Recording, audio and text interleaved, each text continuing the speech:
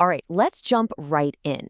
If you're working with Linux at all, whether you're deep in DevOps or just tinkering on your own machine, you've got to know how to manage who can do what.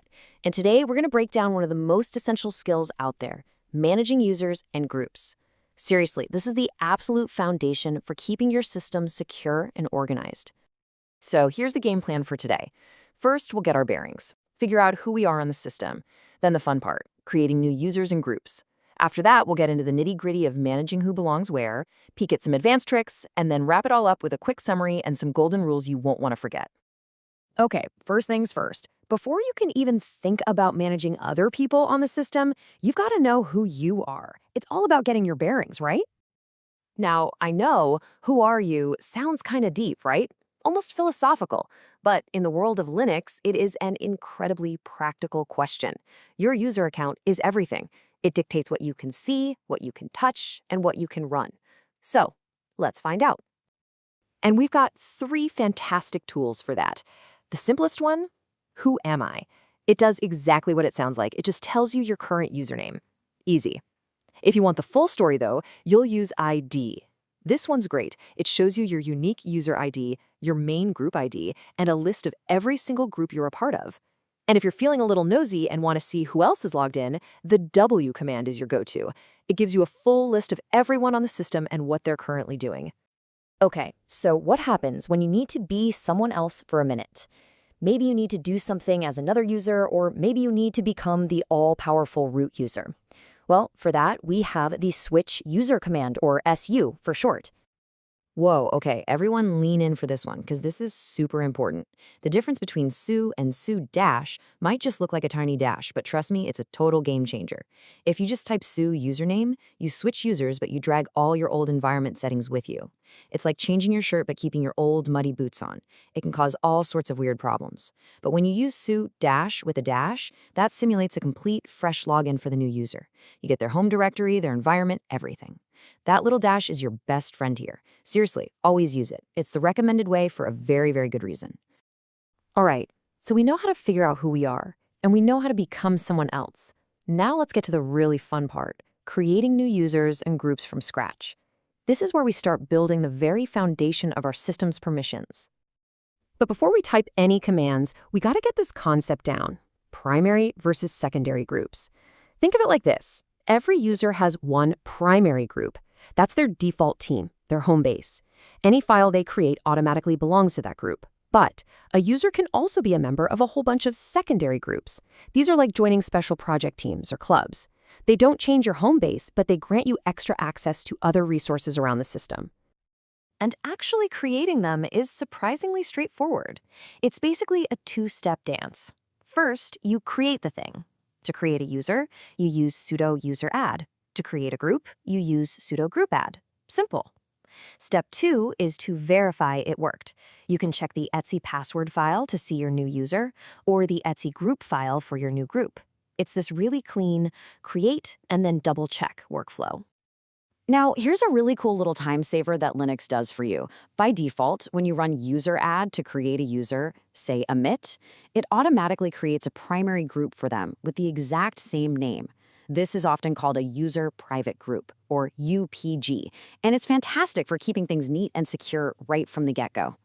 So, creating users and groups is one thing, but honestly, that's just the beginning. The real, day-to-day work of managing a system is all about controlling who has access to what, and that all comes down to managing group memberships. And our main tool for this job is usermod. Now, look closely at this command. The capital G flag is what we use to manage secondary groups. And that tiny little a flag, that stands for append, and it's the most important part of this command. It tells the system, hey, I want to add this user to a new group, but don't touch the groups they're already in. So this command right here adds the user shahzaib to the developer group, plain and simple. Okay, everybody stop. Seriously. This is probably the single biggest gotcha for new Linux admins. If you forget that little A flag and just run usermod G, you're not adding the user to a group. You are replacing their entire list of secondary groups with only the one you just named. You could instantly lock a user out of everything they need to do their job. So please, burn this into your brain. A is for add. A is for append. Always use it. Okay, so remember how we used a capital G for those secondary add-on groups? Well, if you want to change a user's primary group, their main home base, you use a lowercase -g. It's a small difference in typing, but a huge difference in what it does. Once you run this command, any new files that xyb creates will now belong to the developer group by default. And just a couple more quick housekeeping commands for you. Group mod lets you rename a group, which is super handy if a project name changes. And group dull, well, it deletes a group. But there's a really important safety feature built in. Linux won't let you delete a group if it's still the primary group for any user on the system. You have to move them to a new primary group first, which is a good thing. Okay, so we've totally nailed the fundamentals. Now let's level up and look at a couple of more advanced techniques. These can make your life way easier, especially when you need to start delegating tasks. And this is such a cool concept. You can actually make a regular user a group administrator. This is a perfect example of a core security idea called the principle of least privilege. Basically, you don't have to give someone the keys to the entire kingdom, full sudo access, just so they can manage the members of their own little project group. You can give them just the power they need and nothing more. And here's exactly how you do it. First, as root, you'd use the gpassword command to make the user xyb an administrator of the Unix group. Then you switch over to become xyb. And now, as xyb, you can add another user Hamza to that same group, and notice there's no sudo required. You've successfully delegated that specific power, and it's all done securely. It's awesome. Now here's a neat little trick for your own workflow. Imagine you're about to start working on a big project, and for the next few hours, every single file you create needs to belong to the developer group. Instead of messing around with permanently changing your primary group, you can just type new group developer. This command starts a brand new shell session where, just for now, your primary group is developer. All your new files get the right ownership automatically, and when you're finished, you just type exit and you're right back to your normal self. Super useful. Phew, we've covered a ton of ground, haven't we? So let's pull it all together now with a quick cheat sheet and a few golden rules that you should absolutely take with you. And here you have it, everything in one spot. This is your go-to cheat sheet for all the most common tasks. Creating users, creating groups, adding people to secondary groups, changing their primary group, setting up a group admin, and even doing that temporary group switch. For real, this is a great one to screenshot and keep handy.